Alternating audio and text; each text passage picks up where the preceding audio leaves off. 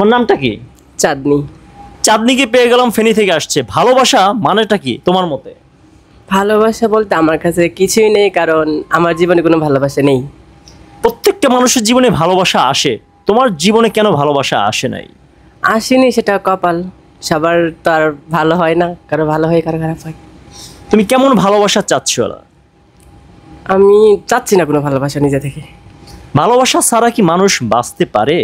যেমন আমি বেঁচেই তো আছি। তো বন্ধুরা, আপনারা শুনলেন ভালোবাসা ছাড়া একটা মেয়ে বেঁচে আছে কিভাবে সম্ভব?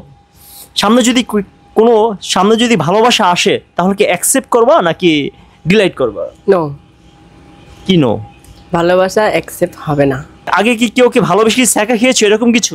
না, তেমন কিছু না, কারণ ফ্রেন্ডরা যারা আছে তারা তো রিলেশন করতেছে, তারপর কত কষ্ট, তাই এইসব বিষয়ে আমি এতটা গুরুত্ব দিচ্ছি না।